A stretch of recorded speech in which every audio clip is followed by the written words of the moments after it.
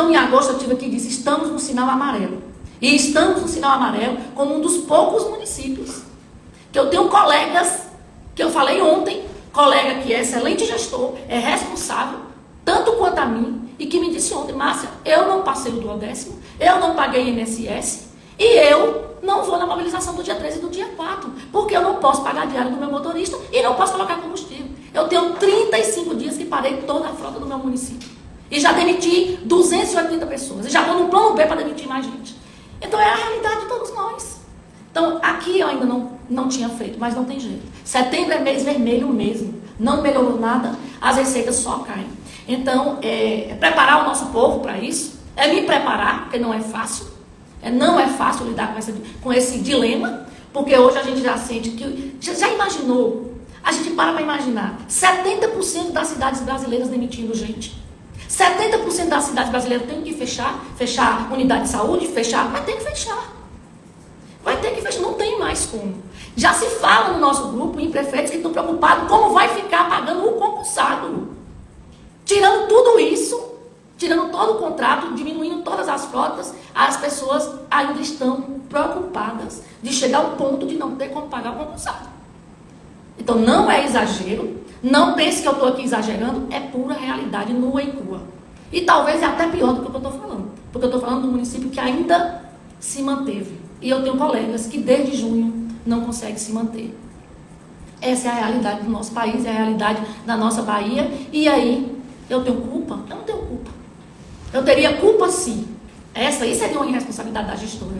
Se tivesse tudo certo, enquanto a gente tivesse tendo que fazer isso, ou quando a gente tivesse com salário atrasado, ou quando a gente tivesse que parar toda a frota. Aí sim, aí era ingerência, era má gestão, como a gente já teve. Mas até aqui todo mundo me conhece, sabe da minha índole, sabe da minha posição, sabe da minha postura. E eu sempre disse aqui, eu não quero nunca dever salário. Eu posso até estar sendo massacrada por demitir, mas eu prefiro estar massacrada por ter tido essa necessidade, porque é questão de sobrevivência. Esse momento é questão de sobrevivência. Eu prefiro estar aqui de coração partido, de ter que tomar várias atitudes radicais em relação a reduzir custo, do que você estar na rua, trabalhou e não recebeu. Trabalhou e está em tudo quanto é lugar falando de mim. Porque eu sei que é assim. A população trabalhou, ela tem que receber. O povo trabalhou, ele tem que receber. E uma semana que você atrasa, um mês, 2, 3, aqui vai virar uma bola de neve que você não dá conta. É porque, na verdade, cada família tem um planejamento. Enquanto o prefeito tem um planejamento... Exatamente. Por que eu vim aqui desde março, estou dizendo a todo mundo, não faça planejamento, principalmente o contratado. Não faça planejamento dos cuidados depois de junho. Porque a gente tinha essa noção, que as coisas estavam caindo, eu tinha que estar pegando... Em janeiro eu já estava tirando da minha reserva, das nossas economias, para cobrir o FPM que estava caindo. Então eu sabia que isso ia acontecer, mas a gente pensou, não, esse primeiro semestre deve ser que é novo governo, deve ser que está arrumando a casa. Mas o segundo semestre, meu amigo, foi pior. Está sendo pior, está de matar, está de fechar a porta mesmo.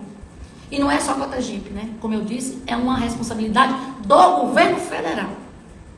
Quando os repasses eles vêm caindo até 40% para os municípios, quem repassa é o governo federal.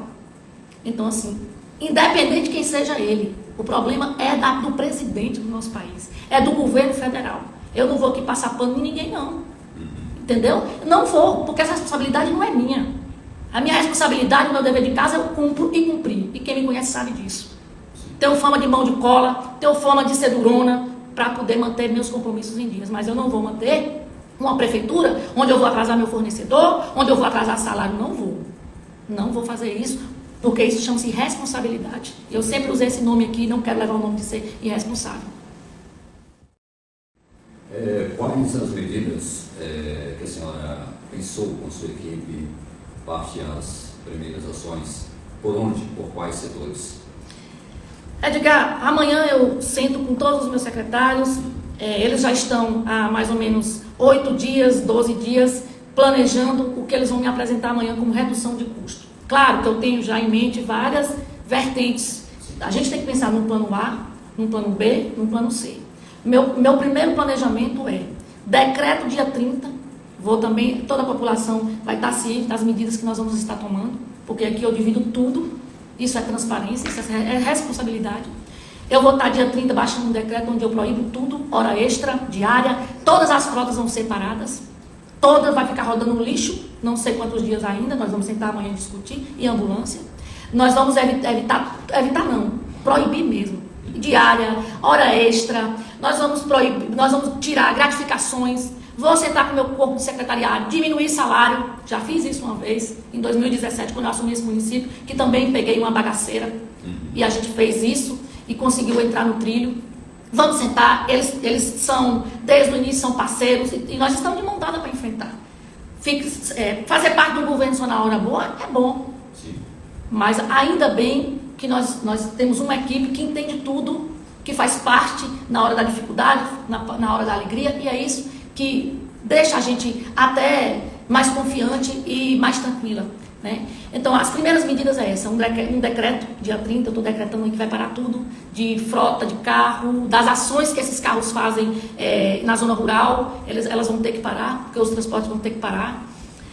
Festas, que a prefeitura sempre contribui, sempre patrocina, é o som, é o todo, eu vou também suspender, horas extras, aí sim, aí com esse plano de redução que nós vamos estar traçando amanhã, essas medidas eu vou estar apresentando dia 1º de outubro, o que a gente vai fechar, o que a gente vai cortar, mas no mínimo, pelo levantamento que eu fiz no meu plano A, eu tenho que demitir 250 pessoas. Mesmo com todo esse plano de... Mesmo com todo esse corte de custos de combustível, que quando você parar a frota você vai diminuir isso, quando você tira diária, quando você tira hora extra, mesmo com todo esse cuidado. Isso é um plano A. Se as receitas continuarem caindo, vai para um plano B, que vai ser mais 100 pessoas.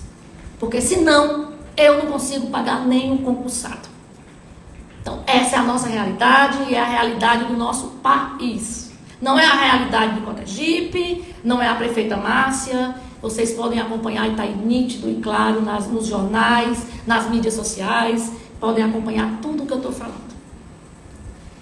Difícil, são medidas difíceis, mas vão ter que ser tomadas para que a gente não entre num caos. Então é isso que eu tinha que falar hoje para a nossa população e dizer claramente uma coisa, Edgar. Os prefeitos, eles não estão pedindo nada a mais. Nada a mais. Nem R$1 a mais. É só que mantenha o FPM que a gente vinha trabalhando. Porque existe um planejamento em cima desse valor, entendeu? Ninguém aqui está pedindo o governo federal, ao presidente Lula, aumento de nada não. Onde todos os nossos programas precisavam ter aumentos. Porque eu já falei aqui várias vezes, o Fundeb não se paga na nossa realidade, a unidade de saúde da família não se paga, vem 13 mil, ela custa 52, 58 na zona rural. Então assim, nem isso a gente está pedindo não. A gente está pedindo apenas que mantenha o FPM, o Fundo de Participação do Município, como era em 2022. Ou como era nos anos que a gente está trabalhando. Porque existe um planejamento para isso. E existem famílias que precisam estar trabalhando, Edgar. Você já pensou, 250 pessoas, eu estou falando 250 pessoas, mas a gente está falando, são 250 famílias que precisam desse dinheiro. Na maioria das vezes, para botar a comida na mesa. E é duro falar isso, mas não se tem o que fazer, porque eu também não posso botar o povo para trabalhar e não pagar. Essas 250 pessoas poderão dizer que 800, 900 pessoas vão ficar em más lençóis, né? Como se fosse isso, né? Se você for multiplicar em famílias. Família, né? Exatamente. E aí eu lhe digo, tudo isso acarreta o quê? Acarreta a economia do município, né? Essa semana mesmo eu tenho conversado com vários comerciantes e eles falando da dificuldade, das quedas que eles estão tendo, né? E imagina aí, num país inteiro, onde 70% das prefeituras vivencia isso aqui que eu estou vivenciando. E olha só, e vivencia desde junho, outras desde maio. Imagina só. Então, eu preciso, nesse exato momento, por questão de sobrevivência, tomar essas medidas, ou senão afoga-se todo mundo junto. E aí são várias medidas, nós vamos ter que traçar vários planos. Se outubro a receita continuar caindo, é mais gente. Se novembro continuar caindo, eu vou fechar órgãos, eu vou fechar mais ainda. Porque se não chega dezembro, eu não tenho dinheiro para pagar o concursado e nem os 50% do 13º. Olha só, Edgar, o que é planejamento. Eu já tinha falado lá atrás, até numa reunião com a PLB, eu me lembro bem que eu também falei sobre isso. Eu falei, eu estou preocupada em pagar o 13º o ano que vem se continuar assim. O ano que vem, olha